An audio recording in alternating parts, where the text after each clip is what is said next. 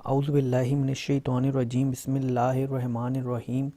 السلام علیکم معزز ناظرین، ایک بار پھر اسلامک انفو اینڈ ہیلتھ میں آپ سب کا خوش آمدید۔ امید کرتا ہوں آپ سب خیر خیریت سے ہوں گے۔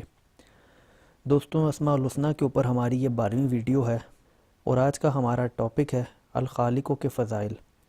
تو آج ہم ڈسکس کریں گے اس کو اور اس کے مختلف جو وظیفے ہیں وہ ہم کیسے کر سکتے ہیں، یا اس کو پڑھنے کے ہمیں کیا کیا فوائد حاصل ہوں گے، ہم اس کے متعلق دیکھیں گے۔ اور اس سے پہلے بھی میں 11 ویڈیوز بنا چکا ہوں، آپ چاہیں تو وہ بھی دیکھ سکتے ہیں اور ان سے بھی فائدہ اٹھا سکتے ہیں۔ جو آپ کو سوٹیبل ہو پھر آپ اس پر عمل کر سکتے ہیں۔ تو چلیے اس کو شروع کرتے ہیں، لیکن آنے والی نئی ویڈیوز کو دیکھنے کے لیے آپ کو ہمارا چینل سبسکرائب کرنا پڑے گا۔ تو پہلے ہمارے چینل کو سبسکرائب کر لیں تاکہ آنے والی ہر لیٹسٹ ویڈیو آپ کو ملتی رہے، اور بیل کے آئیکن پہ بھی پریس کیجئے گا۔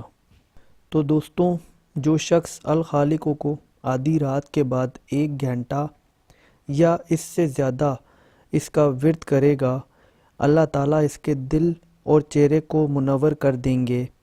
جس کا مال یا بیٹا گم ہو گیا ہو، اگر وہ 5000 بار اس کا ورد کرے تو گمشدہ واپس آ جائے گا اور گما ہوا مال بھی واپس مل جائے گا۔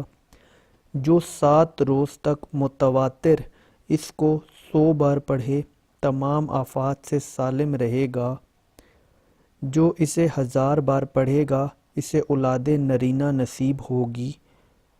اگر کوئی شخص ہمیشہ الخالق کو پڑھتا رہے تو اللہ تعالیٰ ایک فرشتہ پیدا کر دیتے ہیں جو اس کی طرف سے عبادت کرتا ہے، اور اس کا چہرہ منور رہتا ہے۔